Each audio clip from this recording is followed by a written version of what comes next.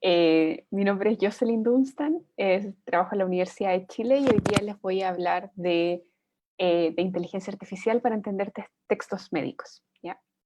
Y lamentablemente no sé mucho de quiénes están detrás de la pantalla, así que les voy a dar una variedad de opciones para que me hagan preguntas después a través de los canales de redes sociales. Así que les voy a dar harta oportunidades distintas, o sea, dependiendo de la edad que tienen, eh, me pueden hacer las preguntas que quieran. Entonces, un poco en esa tónica, voy a contarles un poco de mí, por si alguien tiene alguna pregunta en esa línea. Eh, yo fui al Liceo Carmela Carvajal de niña y le tengo mucho cariño. Y entré después a la Universidad de Chile donde estudié física y hice un magíster en física también. Así que esa es como mi línea de tiempo hasta el 2010. Después hice un doctorado en matemática aplicada en la Universidad de Cambridge, donde era un departamento que hacía biología. Es muy gracioso porque era como un laboratorio de biología en un departamento de matemática con un jefe que era físico y donde muchos éramos físicos, habían biólogos y la idea era que todos hacíamos de todo, ¿ya? Como que los biólogos aprendían a programar y los físicos aprendían a ir al laboratorio, así que también si alguien tiene alguna duda de eso le puedo contar mi experiencia. Y luego tuve como una crisis vocacional, o como, no sé si, o sea, suena como crisis con un sentido, como una connotación negativa, pero en realidad yo lo entiendo como que cuando hay cambio, a veces doloroso, pero, pero uno aprende mucho después de eso. Y en el fondo yo me di cuenta que lo que yo hacía acá, que eran como nados de bacterias y modelamiento matemático en biología, eh, no, sentía que necesitaba ir un poco más allá, porque la bacteria no mataba a nadie. Yo estudiaba en el doctorado una bacteria eh, que brillaba en la oscuridad como buscando a Nemo, ese pez feo que tenía como un objeto luminoso y que le permitía ver en el deep ocean, así como en el océano profundo. Yo esa bacteria estudiaba en mi doctorado y en algún momento eso sentí que me faltaba como un poco más de conexión con la realidad y como con lo que mata a la gente. Y tuve esa crisis y dije, no, yo quiero hacer más salud.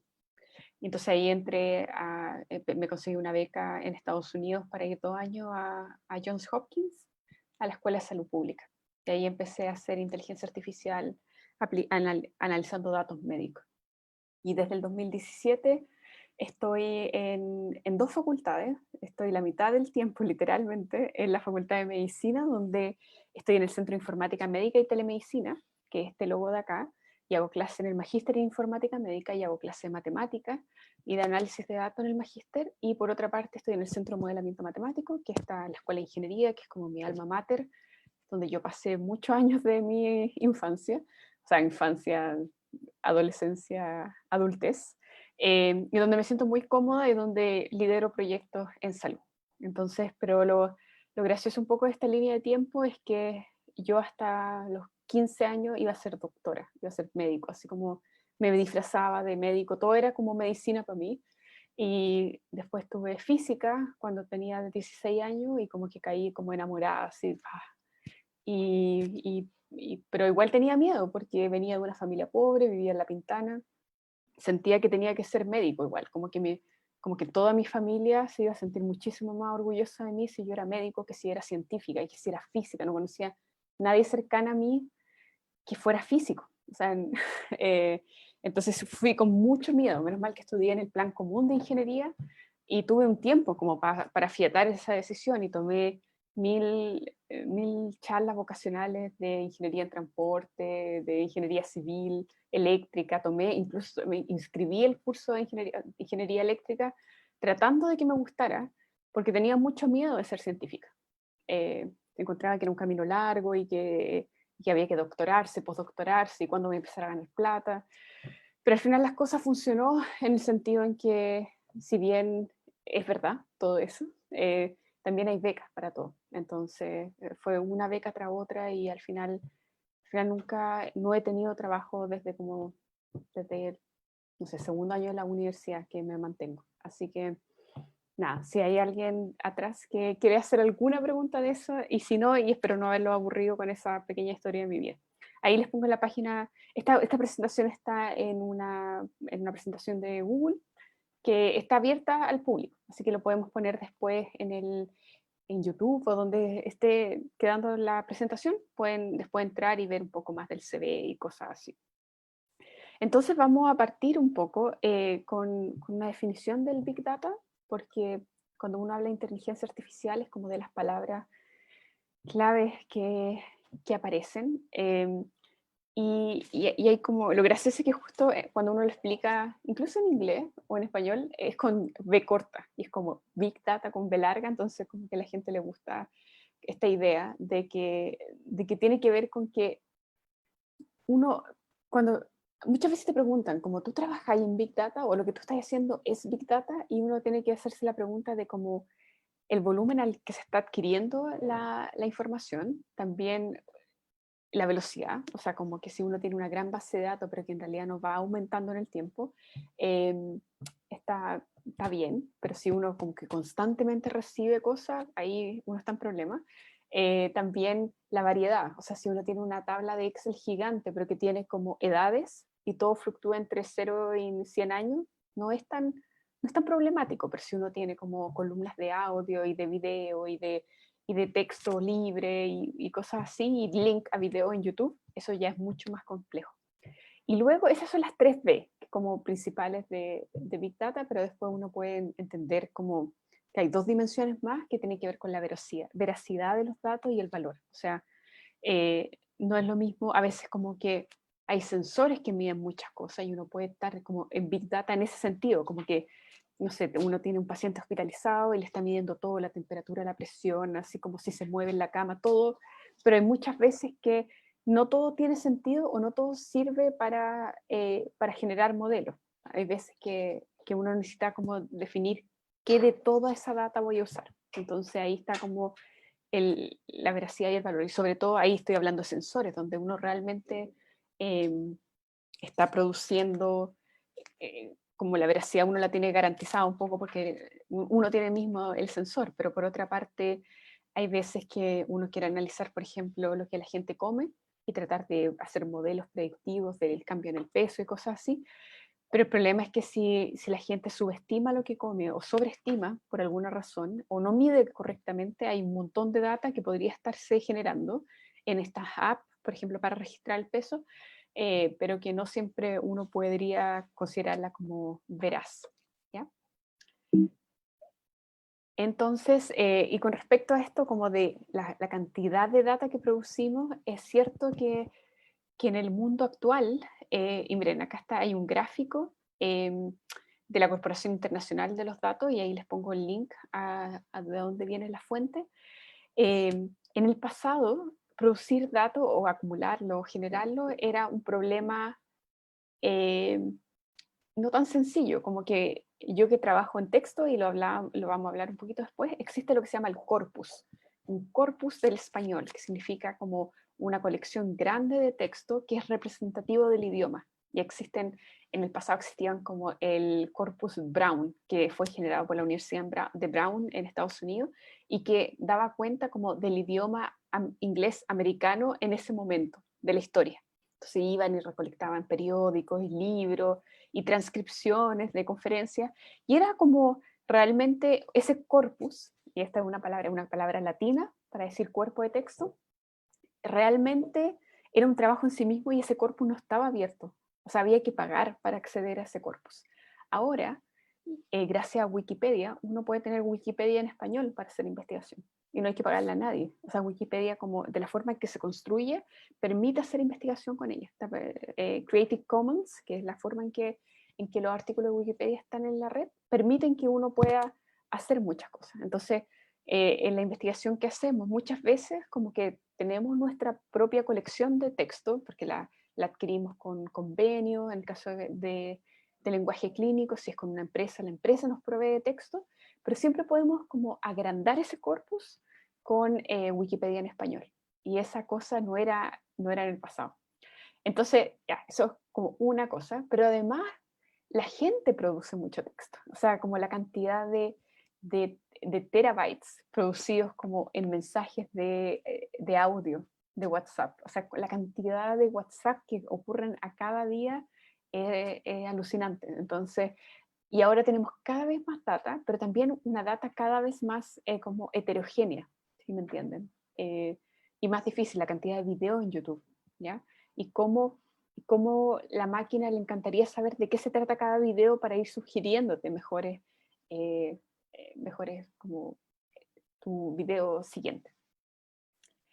Entonces, a mí me gusta este gráfico porque ilustra como de qué hablo cuando quiero hablar de ciencia de los datos, que es, perdón, que algo que, oh, ahí sí, algo a lo que me dedico y también si alguien tiene esa pregunta, como cómo llega una física a ciencia de los datos, en realidad como una carrera más o menos nueva, es muy poca la gente que, existen pocos programas de pregrado en ciencia de los datos. Es más, como que en la Escuela de Ingeniería de la Universidad de Chile, donde yo estoy, se está terminando de perfeccionar o de pulir el magíster en ciencia de los datos. Pero me refiero a que muchos de nosotros venimos de otras carreras, o de matemática, o de computación. Claro que computación obviamente tiene mucho que ver con ciencia de los datos, ¿ya? Pero como lo entendemos ahora, es una mezcla de muchas ciencias de la computación, mucha estadística, pero también conocimientos del área. O sea, por ejemplo, si usted está haciendo un experimento en minería, eh, entender lo que la gente o los viejos, como les dicen, saben del área es fundamental para entender el problema de optimización que hay detrás y cómo la máquina puede hacer algo por el problema en particular. Y acá está una palabra clave que se llama aprendizaje de máquinas o en inglés machine learning, que es la manera en que nosotros le enseñamos a las máquinas a partir de ejemplos humanos, ¿ya? Y eso lo voy a seguir a lo largo de la charla. Así que, por favor, acuérdense de esta expresión, aprendizaje de máquinas, y acá en la intersección, por ejemplo, entre conocimiento del área y matemática y estadística, uno encuentra todo esto, lo del análisis estadístico y modelamiento matemático, mientras que en ciencia de la computación y conocimiento uno puede hacer este procesamiento de los datos. Entonces, esta figura me gusta mucho porque ilustra lo que se llama métodos de soporte a la decisión, ¿ya? Como que en el fondo las máquinas no reemplazan a lo humano, pero sí lo ayudan a cometer menos errores. Y eso es como lo que mucha gente del área en el que trabajamos y en el que me incluyo siente, que esa es la riqueza de usar computadores, apoyar a humanos que se cansan y que a veces deberían estar haciendo cosas más como creativas versus estar siempre revisando ciertos informes. Por ejemplo, yo sé el caso de un profesional de la salud que tenía que estar leyendo muchos informes radiológicos y estar muy atento a si se le pasaban patologías que tenían que ser, que estaban cubiertas por cierto plan, supongamos el plan GES, ¿ya? Entonces tenía que ir leyéndola y si se le pasaba uno, tenía que, como que ese archivo pasarlo a otro lado. El problema es que esa persona que tenía que leer 300 informes al día, entonces los primeros 10 o los primeros 100 al día probablemente eran como muy, estaba como fresco en la mente y todo, pero al final del día estaba muy cansado de leer tantas cosas que se parecen. Entonces, hay problemas, y por eso hay que poder identificarlo, en que realmente la máquina sirve para apoyar esa decisión. Pero lo que también enseña este gráfico es como la visión de la interpretabilidad y la cantidad de datos, ¿ya? O sea, por ejemplo, yo sé que DICOM, por ejemplo, si usa un algoritmo de inteligencia artificial, tiene que poder interpretar sus datos. O sea, como que en redes neuronales, que es cuando uno está en esta fase que es como muchos datos y aprendizaje profundo, en general uno no sabe cómo la máquina obtuvo el resultado. O sea, por ejemplo, si yo quiero clasificar imágenes, yo no sé qué característica de la imagen el algoritmo usó. Entonces, por ejemplo, si yo quiero entender si le voy a prestar plata a alguien en un banco, eh, yo quiero interpretabilidad, porque imagínense que el algoritmo está usando el apellido de las personas, o algo como demasiado discriminativo, ¿ya? Pero si no, si por otra parte de mi problema requiere que yo conozca y sea capaz de reproducir la decisión, o sea, que yo pueda, si alguien me dice, ¿por qué no me dio el crédito? Y yo le diga, mire, que nosotros construimos este árbol de decisión y usted, por esta razón, basado en datos históricos, nos dijo que usted tenía un índice muy alto de riesgo. Ahí uno puede como fundamentar su respuesta, ¿ya? Entonces, cuando uno trabaja en esto, tiene que preguntarse, ¿cuánta interpretabilidad requiero? ¿Requiero que sean como claramente todos los pasos o en realidad lo que yo necesito es para poder predecir lo mejor posible? Y en realidad yo puedo usar redes neuronales, me puedo dar ese gusto y sobre todo en la industria se da mucho. O sea, en minería si yo requiero poder entender dónde hay que picar, probablemente si tengo un modelo que predice mucho mejor que otro, pero en este no entiendo exactamente qué está pasando, probablemente digo, sabes que yo tomo ese riesgo por encontrar mejor lo que tengo que hacer. En cambio, pero para llegar a ese punto de usar aprendizaje profundo hay que tener muchos datos. Entonces a veces puede pasar que yo de verdad quiero usar redes neuronales, pero no tenga tantos datos. Entonces voy a estar como por aquí. Y ahí puedo hacer aprendizaje de máquina, que hay algunos algoritmos que funcionan con poquitos datos. Y por último, la belleza de esto es que el aprendizaje humano no requiere tantos datos. O sea, el cerebro humano es muy hábil generalizando. Entonces, por ejemplo, en aprendizaje supervisado, supervisado es cuando uno a la máquina le dice los nombres. No tengo tantas cosas como a mano, pero por ejemplo, esto es como una mantequilla para los labios, esto es un lápiz, ¿ya? Y uno en el fondo, si le estoy enseñando a una niña, un niño, le muestro un par de cosas, le digo cómo se dice, y eventualmente esa personita ya sabe qué es un lápiz. En cambio, en las máquinas, usualmente yo tengo que mostrarle hartos ejemplos para que no se confunda. Entonces, cuando decimos que el cerebro logra obtener con pocos datos buenos resultados. Y pasa también en el lenguaje. Es muy difícil que los chatbots, o estas como cuando uno se mete a una página web, le dice como, ¿tiene alguna duda? Y es muy difícil que tenga un diálogo como entretenido, o con la misma como Siri, o con lo que tengan el celular, porque los seres humanos estamos también muy entrenados como para, con poca información, entender de qué se está tratando. Yo estoy hablando contigo y de repente estábamos hablando de tu mamá, nos cambiamos de tema y de repente tú simplemente con decir, conjugar el verbo en femenino, yo como que, entiendo que volvimos a hablar de tu mamá, ¿ya? Y eso es muy difícil para las máquinas. Y además entender como toda la gestualidad de como, ahora va a parar de hablar. Y ahí yo me puedo meter, en cambio la máquina como que se queda esperando, cuenta un par de segundos y ahí te contesta, ¿ya? Sé que estoy mezclando varias cosas, pero quiero como en esta charla como de inteligencia artificial hablar también de la inteligencia humana. Entonces, en términos del texto, y acá entramos como un poco, este es un gráfico que generamos para un libro que estamos escribiendo en el Centro de Modelamiento Matemático, que es un libro de Data Science que va para todo el público, que va a aparecer en español este próximo año. Se aprovecho de dejar eso. En realidad es una figura adaptada de los autores que nos permitieron hacerla para el libro. Y yo me dedico en particular al texto clínico, porque me gustaba medicina y porque encuentro que es bonito cómo el texto es complejo debido a la cantidad de abreviaciones. Porque cuando alguien está con un paciente enfrente, tiene que escribir rápido, porque además tiene poco tiempo, pero además tiene que mirar a la persona. Entonces, en general, se escribe mucho, pero también muy abreviado. Y además, pasa que es necesario como escribir para aclarar la mente. Ya no es tan... Es bonito como el ejercicio, y lo pueden hacer en todo orden de cosas. O sea, yo tomo nota de todo lo que hago en el día, o de incluso en mi propia vida personal, como una forma de ir aclarando el pensamiento. Entonces, en el lenguaje clínico hay gente que dice, bueno, es que en algún momento vamos a tener sistemas tan inteligentes que van a haber opciones para todo y todo va a estar estructurado porque va a haber como color de piel, o sea, como color de piel en el sentido como si está muy pálido, todo va a poder haber un clic que yo voy a apretar. Pero el problema es que los profesionales de la salud también se aclaran mentalmente escribiendo la anamnesis, que es como lo que yo veo en el paciente.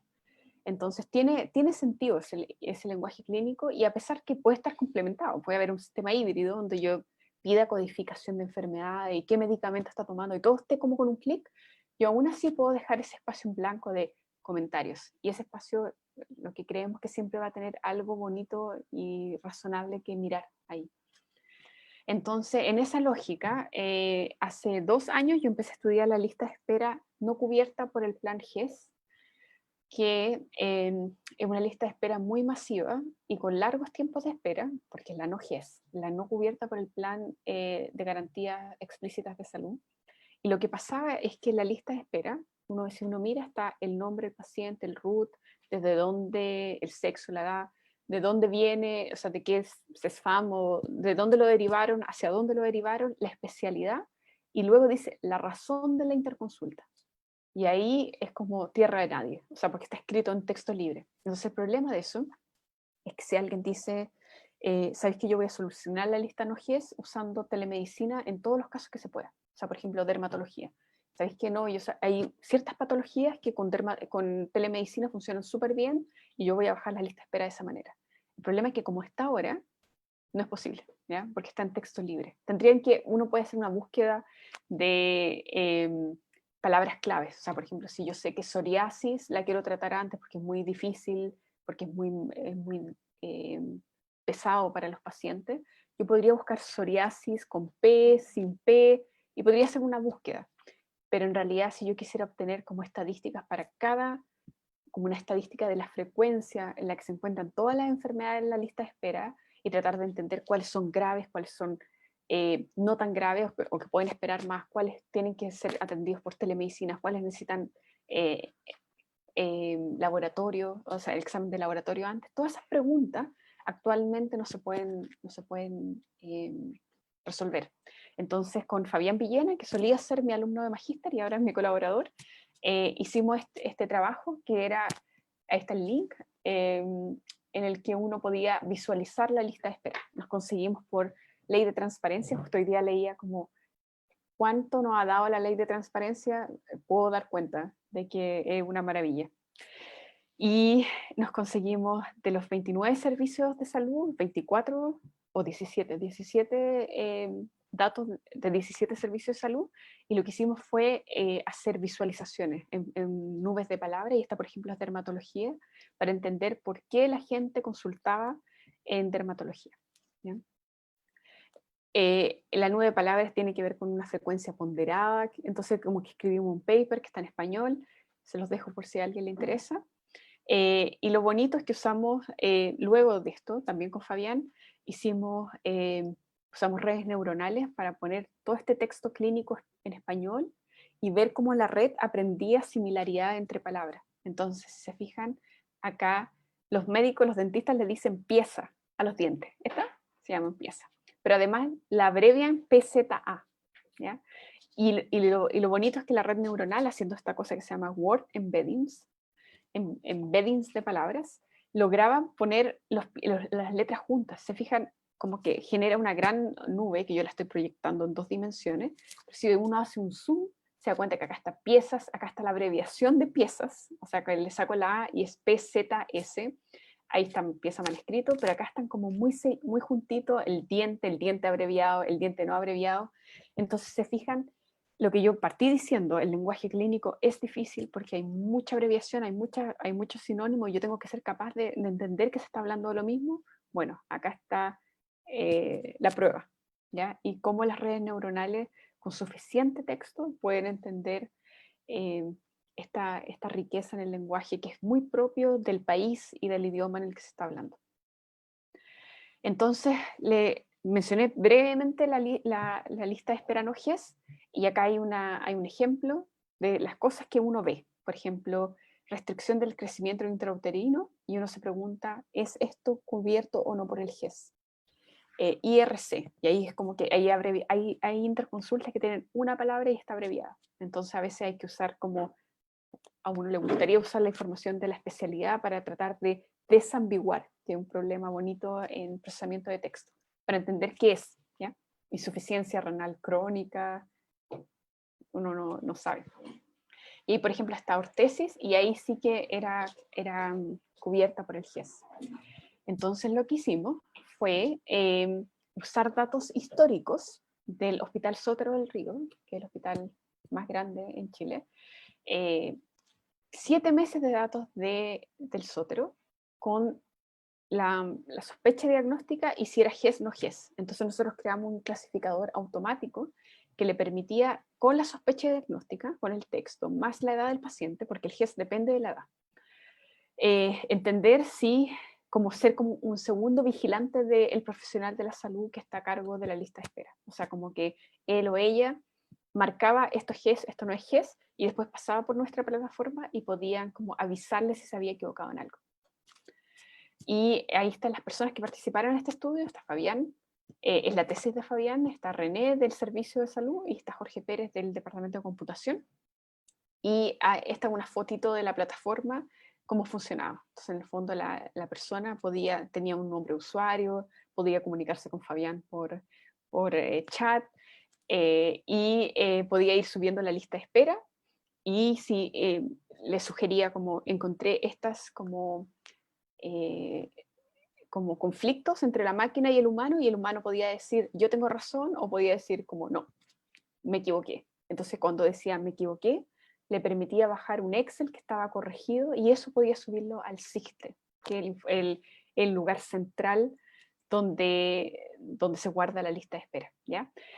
¿Por qué este proyecto a mí me parece como tan interesante? Porque la lista de espera, todos los hospitales públicos tienen esta planilla Excel que tiene las mismas columnas en cada hospital chileno, ¿ya? O sea, en el fondo, si nosotros generamos un clasificador que permite ver si alguien está cubierto por el GES y está en la lista no GES, ese sistema le ayuda a las personas que están cubiertas por el GES y no tienen que esperar 6 meses, sino que pueden durante el mes atenderse por una patología que está cubierta.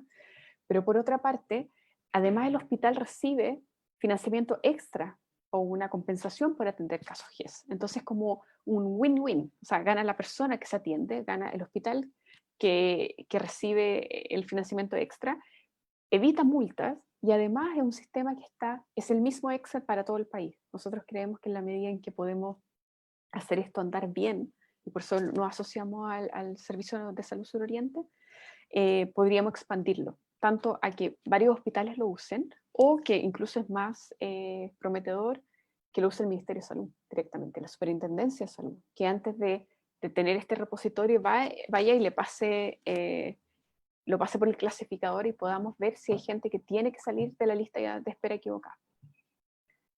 Y lo último que quería comentarle en los minutitos que nos quedan es algo que a mí me apasiona montones, y que es la anotación de textos clínicos. O sea, en el fondo, nosotros en el problema del GES no GES teníamos la etiqueta y el texto.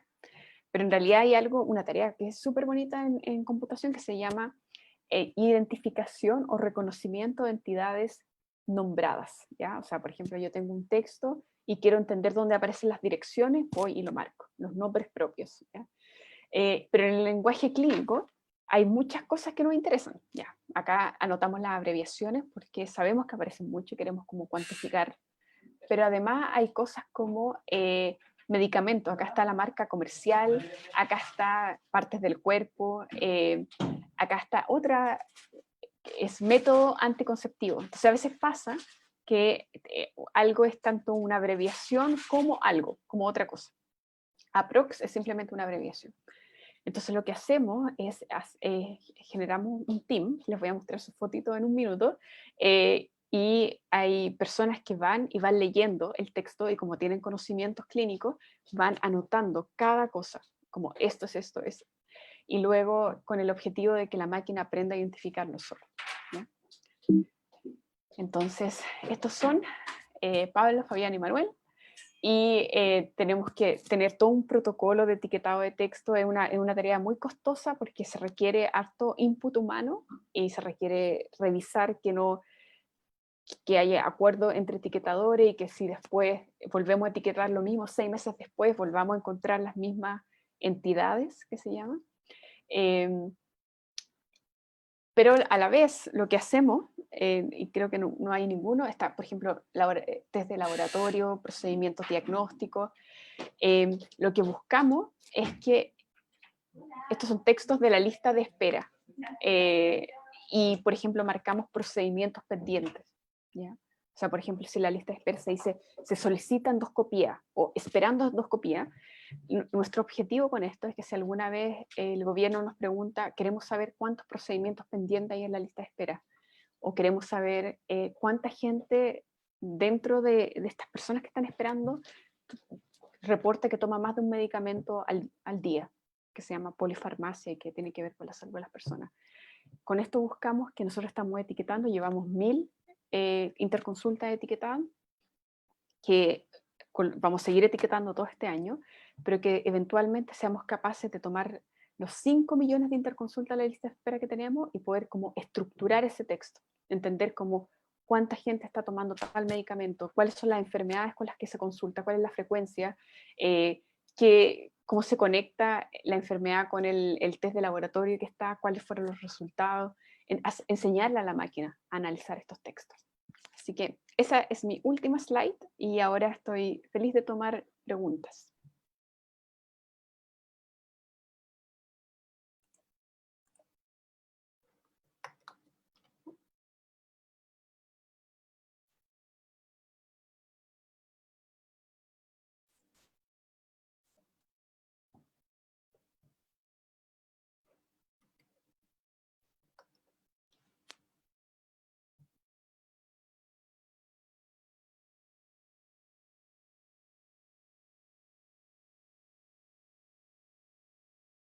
Perdón por el silencio incómodo.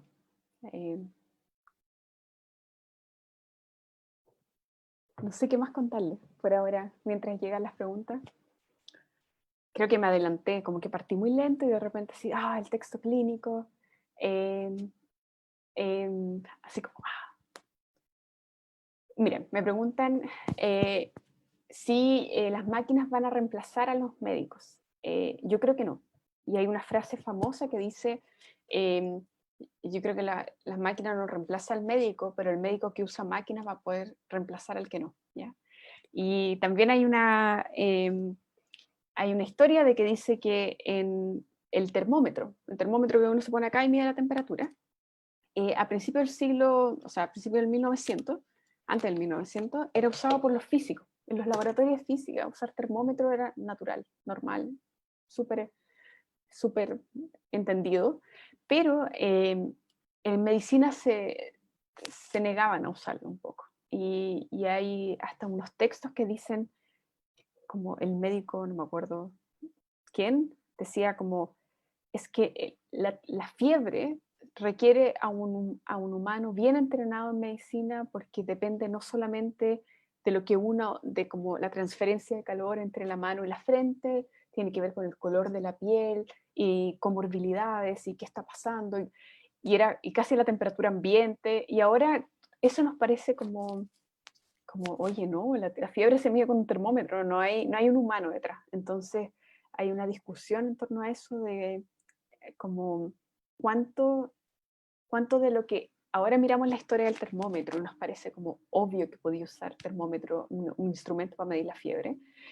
¿Cuánto de eso ahora, eh, lo que estamos viviendo ahora va a ser en el futuro? O sea, cuando decimos hay una máquina que va a analizar radiografía, como que ahora quizás parece medio de ciencia ficción, pero quizás en 50 años más va a ser como la forma de analizar radiografía y que simplemente se van a usar a los médicos muy entrenados para poder ver como casos críticos o para ir como chequeando las máquinas y recalibrándolas.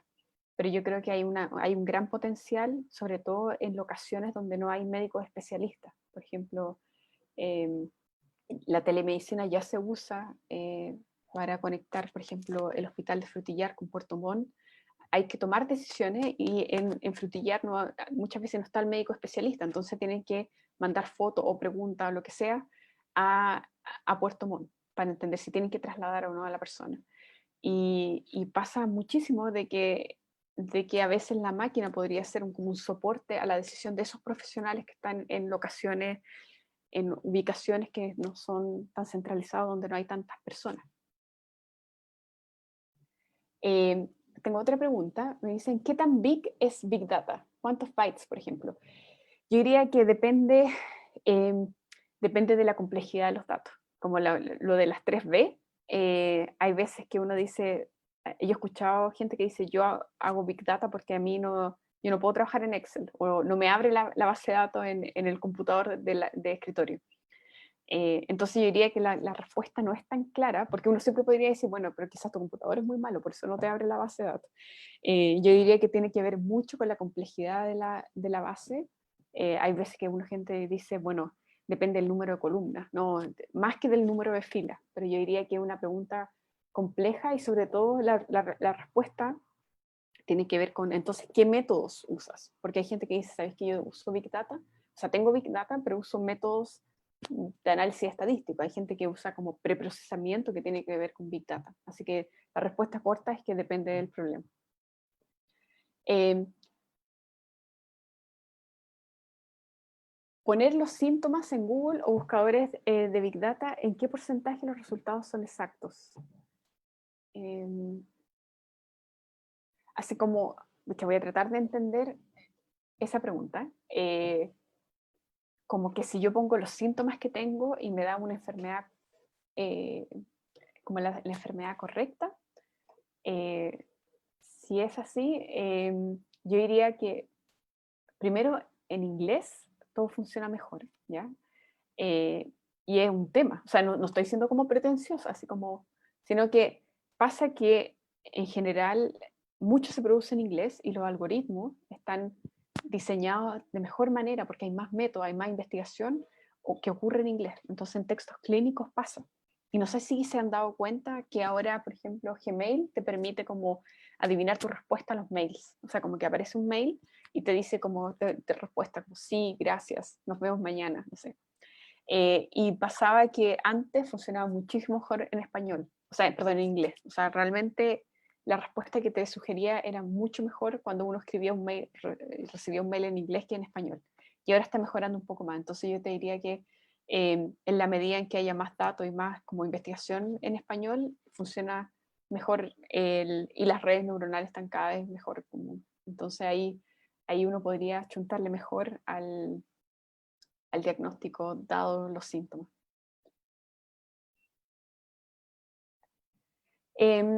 Me preguntan, ¿qué desafíos encuentras en la aplicación masiva de este tipo de sistema en Chile? ¿Qué tan buena es la infraestructura que poseemos para aplicarlo?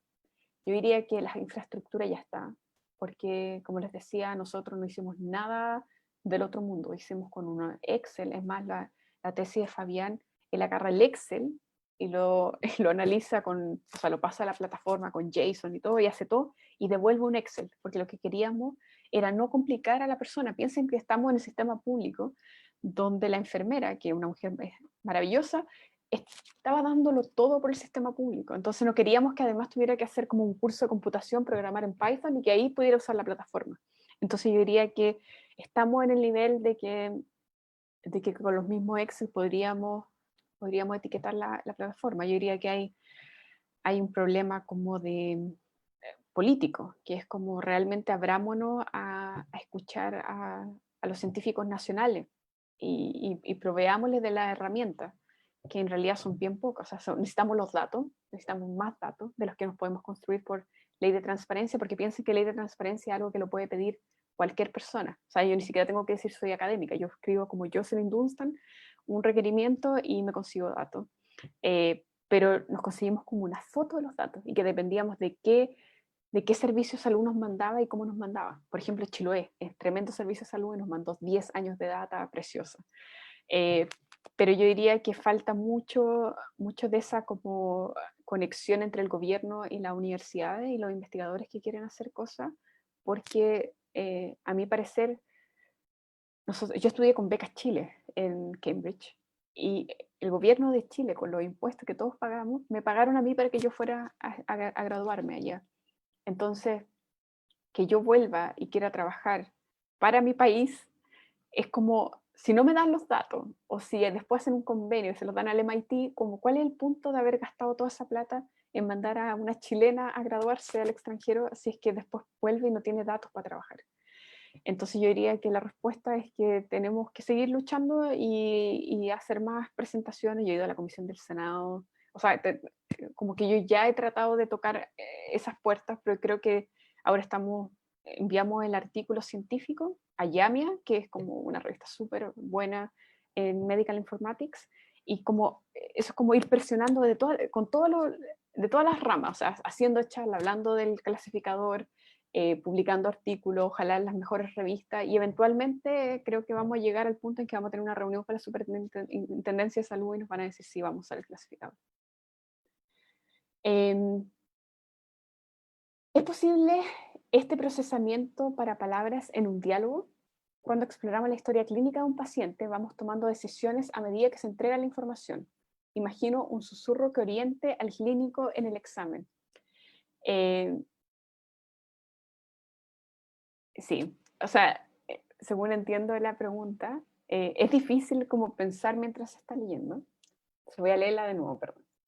¿Es posible este procesamiento para palabras en un diálogo?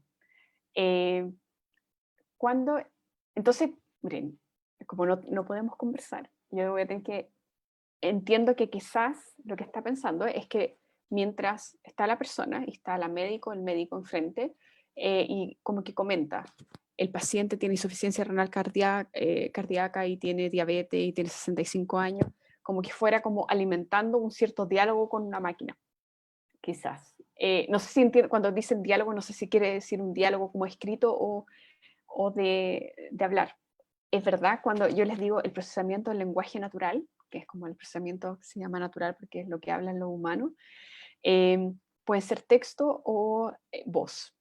Y es súper cierto que la voz está funcionando cada vez mejor y además cada vez las compañías tienen más interés en que funcione bien, ¿ya?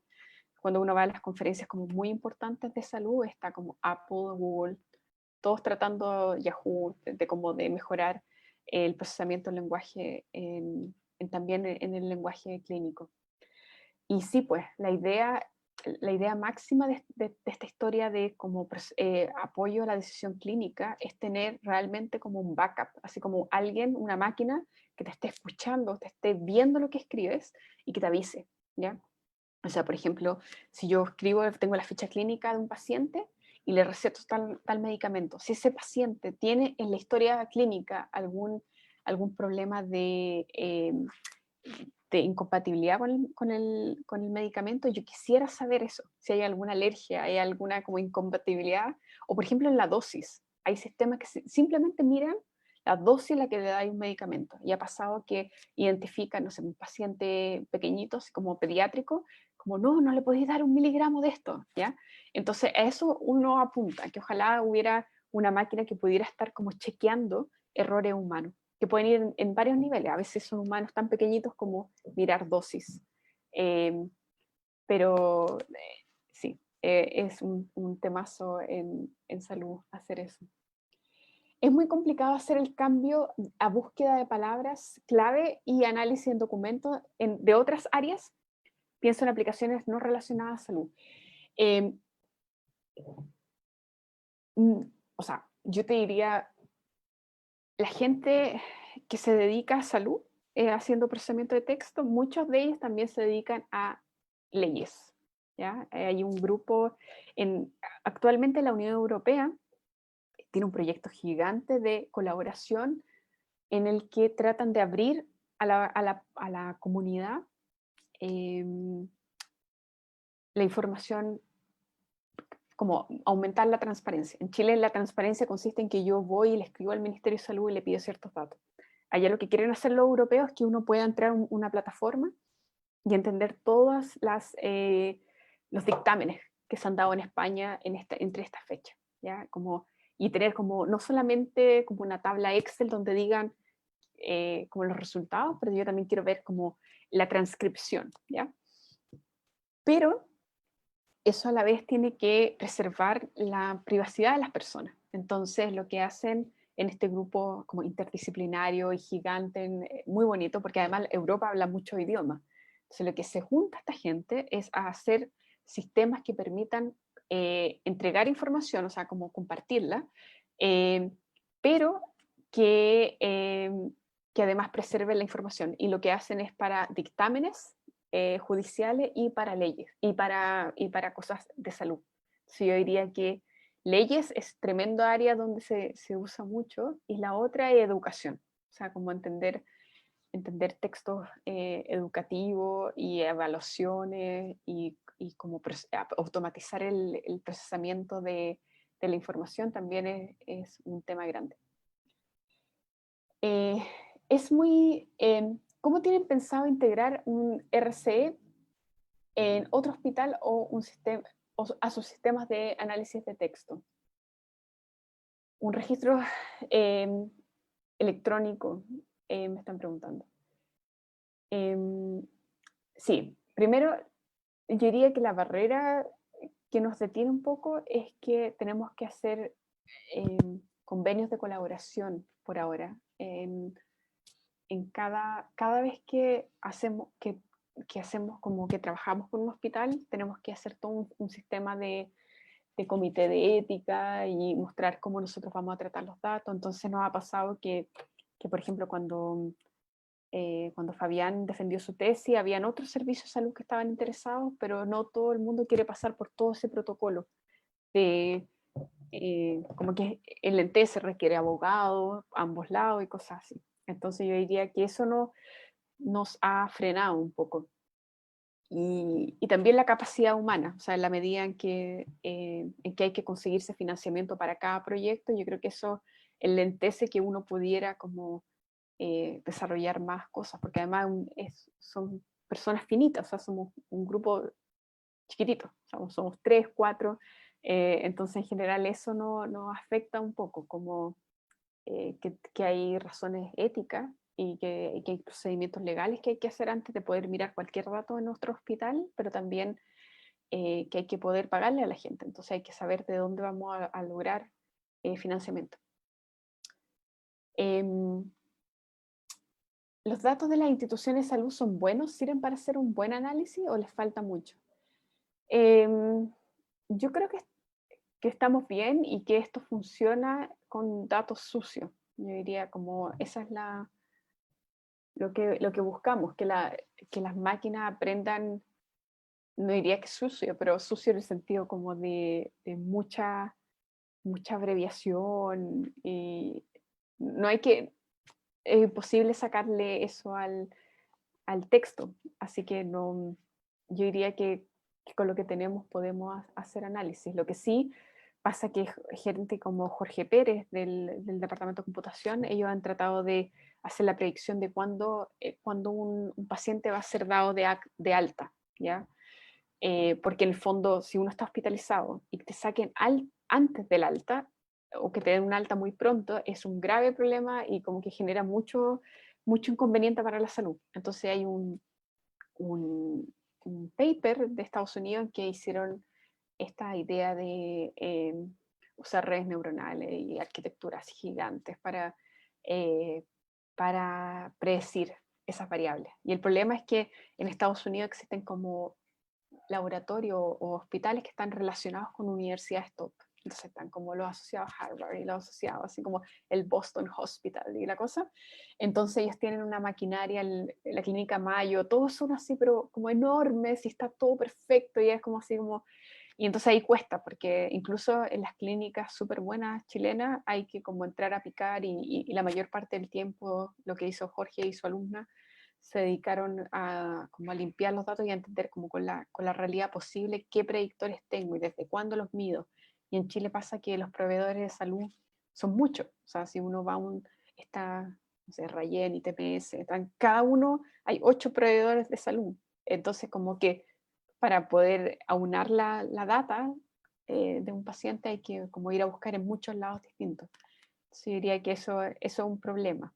Y no estoy, al principio estaba hablando de texto, pero en realidad este problema soñado en que uno pudiera tener todas las radiografías y todos los medicamentos que toma la persona y cómo hacer como una historia clínica real, es obviamente complicado. Yo diría que ahí sí que ahí nos complicamos hacerlo. Eso, creo que ya estamos listos, ya no hay más preguntas. Muchas gracias. Debí haber puesto una slide que el día jueves a las 9 de la mañana va a haber una charla de Martin Kralinger de Barcelona hablando de procesamiento del lenguaje natural médico y va a hablar de lo que se ha hecho en España con el coronavirus. Así que por favor, si debía haber puesto la slide, pero es un evento organizado por el Centro de Modelamiento Matemático en el que yo voy a ser anfitriona y vamos a tener a Martin Kralinger. Así que si alguien quiere ver cómo en Europa se ha hecho y cómo en Europa trataron el coronavirus con texto, por favor, eh, vean el webinar que después va a quedar en YouTube, pero sería súper interesante tenerlos. Eso, así que muchas gracias por la atención y que les vaya súper bien. Cuídense. Chao.